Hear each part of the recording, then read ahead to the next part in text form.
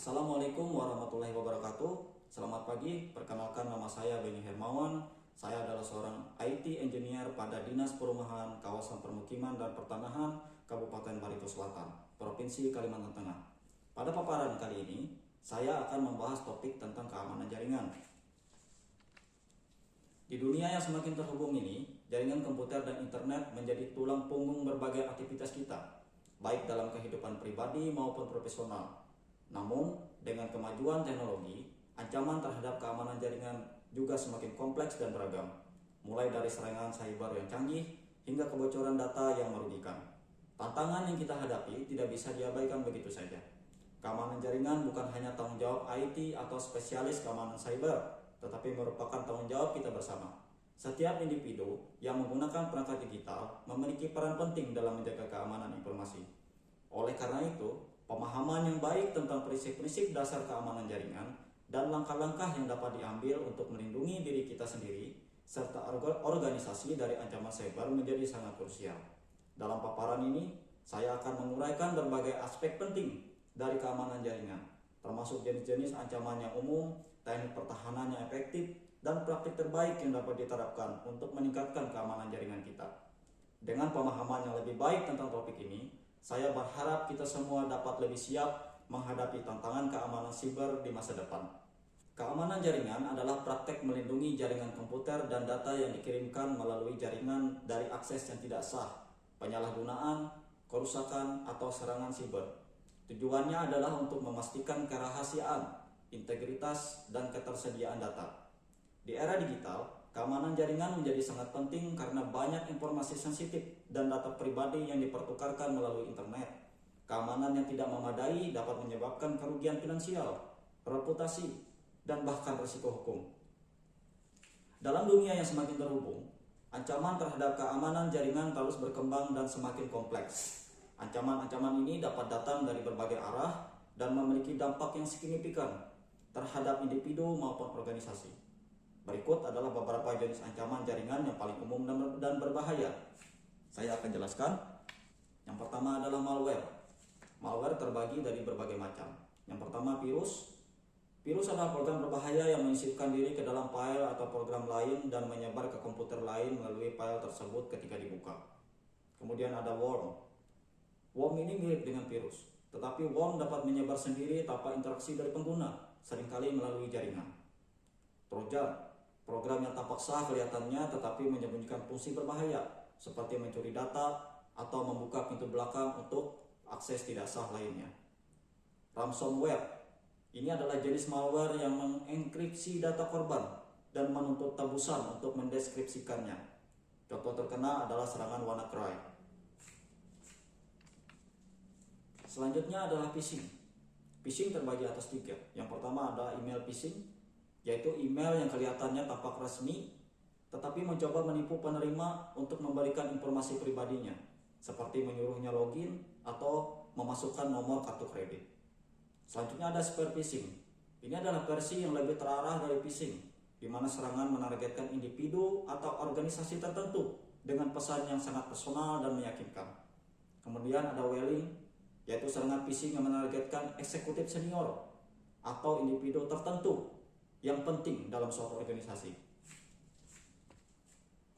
Selanjutnya ada DDoS, yaitu serangan di mana penyerang menggunakan sejumlah besar perangkat yang telah terinfeksi untuk membanjiri server atau jaringan dengan lalu lintas yang berlebihan, sehingga membuat layanan tidak tersedia bagi pengguna yang sah. Contoh serangan DDoS adalah termasuk serangan terhadap DIN, yaitu sebuah perusahaan DNS yang menyebabkan gangguan besar pada banyak situs web pada tahun 2016. Selanjutnya ada man in the middle. Ini adalah serangan di mana penyerang mencegat atau memanipulasi komunikasi antara dua pihak tanpa sepengetahuan mereka.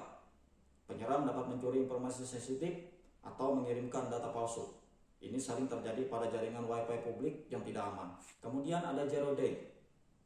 Zero day ini mengeksploitasi kerentanan perangkat lunak yang belum diketahui atau diperbaiki oleh pengembang. Karena kerentanannya yang belum diketahui itu, tidak ada pertahanan atau patch yang tersedia saat ini, membuat serangan ini sangat berbahaya. Kemudian ada SQL injection, yaitu serangan di mana penyerang menyisipkan kode berbahaya ke dalam query SQL melalui input pengguna yang tidak aman. Ini memungkinkan penyerang untuk mengakses, mengubah, atau menghapus data di dalam database. Selanjutnya adalah social engineering. Ini adalah suatu teknik manipulasi psikologis yang digunakan oleh penyerang untuk membujuk individu agar memberikan informasi sensitif atau melakukan tindakan tertentu. Contohnya termasuk penipuan telepon dan baiting. Ada juga EPT, yaitu suatu serangan yang sangat canggih dan terorganisir, di mana penyerang memperoleh akses tidak sah ke jaringan dan tetap tersembunyi dalam waktu yang lama. Dia juga mencuri data atau memantau aktivitas tanpa terdeteksi. EPT sering dikaitkan dengan spionase siber yang didukung oleh suatu negara. Nah, dalam menghadapi berbagai ancaman jaringan yang semakin kompleks dan beragam ini, organisasi dan individu perlu menerapkan berbagai teknik pertahanan dan pencegahan efektif. Beberapa di antaranya adalah sebagai berikut. Yang paling umum adalah firewall. Firewall adalah sistem keamanan jaringan yang memantau dan mengendalikan lalu lintas jaringan berdasarkan aturan keamanan yang telah ditetapkan. Firewall ini berfungsi dengan memblokir akses tidak sah ke jaringan internal, mencegah penyebaran malware dan melindungi dari serangan luar. Kemudian ada enkripsi. Enkripsi adalah proses mengubah data menjadi format yang tidak dapat dibaca tanpa dikunci deskripsi yang sesuai. Enkripsi melindungi data saat ditransmisikan melalui jaringan dan saat disimpan, memastikan bahwa hanya pihak yang berwenang yang dapat mengakses informasi tersebut.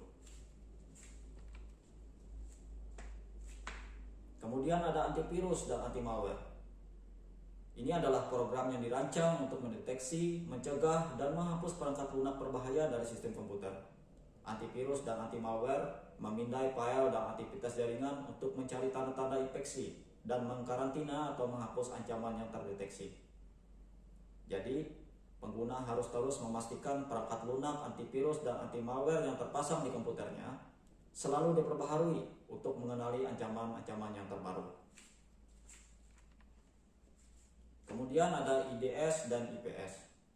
IDS dan IPS adalah sistem yang memonitor jaringan atau sistem komputer untuk aktivitas mencurigakan. IDS memberikan peringatan tentang potensi ancaman, sementara IPS tidak hanya mendeteksi tetapi juga mengambil tindakan otomatis untuk mencegah serangan. Kita perlu menempatkan IDS dan IPS di berbagai titik dalam jaringan kita untuk memantau lalu lintas masuk dan keluar serta aktivitas internal. Kemudian ada pembaruan dan patch. Pembaruan dan patch adalah perbaikan yang diterbitkan oleh pengembang perangkat lunak untuk menutup kerentanan keamanan. Ini akan mengamankan sistem dari eksploitasi yang memanfaatkan kerentanan yang diketahui. Kita perlu menerapkan pembaharuan dan patch segera setelah tersedia untuk sistem operasi, aplikasi, dan perangkat keras. Selanjutnya ada MFA. MFA adalah metode verifikasi identitas yang memerlukan lebih dari satu bukti autentikasi, seperti kata sandi dan kode yang dikirimkan ke ponsel. Ini akan mengurangi risiko akses tidak sah meskipun salah satu faktor autentikasi dikompromikan. Kita perlu menggunakan MFA untuk akun pengguna seperti email misalkan, kemudian ada VPN, dan akses ke sistem kritis. Selanjutnya ada pemisahan jaringan. Pemisahan jaringan adalah praktik membagi jaringan menjadi segmen-segmen yang lebih kecil dan lebih aman. Ini akan mengurangi dampak potensi pelanggaran dengan membatasi akses ke sumber daya tertentu dan mencegah penyebaran lateral dari ancaman.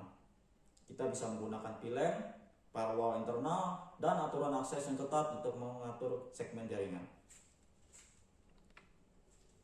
Ini yang lebih penting.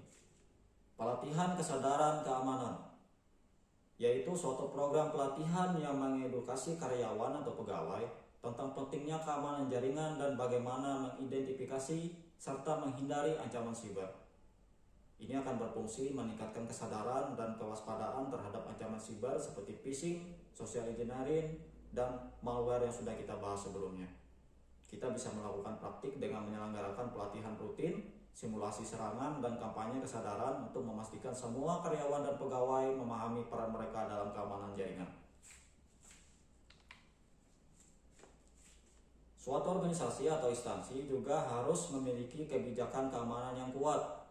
Ini berupa dokumen yang merinci aturan dan prosedur untuk menjaga keamanan informasi dan jaringan. Itu akan berfungsi menyediakan panduan bagi karyawan tentang perilaku yang diharapkan dan langkah-langkah yang harus diambil untuk melindungi data dan sistem. Jadi organisasi harus mengembangkan kebijakan yang mencakup pengelolaan kata sandi, penggunaan perangkat pribadi, akses data, dan respon insiden. Nah, setelah melalui pembahasan yang mendalam mengenai keamanan jaringan, kita telah memahami betapa krusialnya topik ini di era digital yang serba terhubung. Keamanan jaringan adalah fondasi yang melindungi data dan sistem kita dari berbagai ancaman siber yang semakin canggih dan beragam. Kita telah mengeksplorasi jenis-jenis ancaman jaringan, mulai dari malware, phishing, DDoS, hingga serangan zero day dan ancaman internal. Setiap jenis ancaman memiliki karakteristik dan dampak yang berbeda, namun semuanya memiliki potensi untuk merusak jika tidak ditangani dengan tepat. Teknik-teknik pertahanan dan pencegahan yang telah dibahas seperti penggunaan firewall, enkripsi, antivirus, patch, dan lain-lain memberikan kita alat yang efektif untuk melindungi jaringan kita. Selain itu, pelatihan, kesadaran keamanan, dan pemantauan jaringan yang berkelanjutan adalah elemen kunci untuk memastikan bahwa seluruh tim kita waspada dan siap menghadapi ancaman yang mungkin timbul.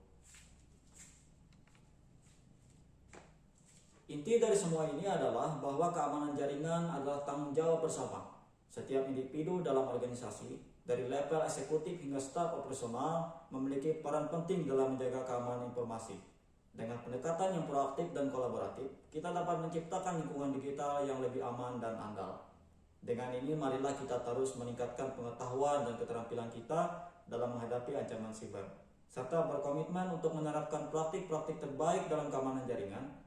Dengan demikian, kita tidak hanya melindungi data dan sistem kita, tetapi juga berkontribusi pada keamanan dan keberlanjutan dunia digital yang lebih luas. Terima kasih atas perhatian Anda, dan marilah kita bersama-sama membangun masa depan yang lebih aman dan terlindungi dari ancaman siber. Demikian kiranya paparan ini saya akhiri, semoga menjadi ilmu yang bermanfaat. Assalamualaikum warahmatullahi wabarakatuh.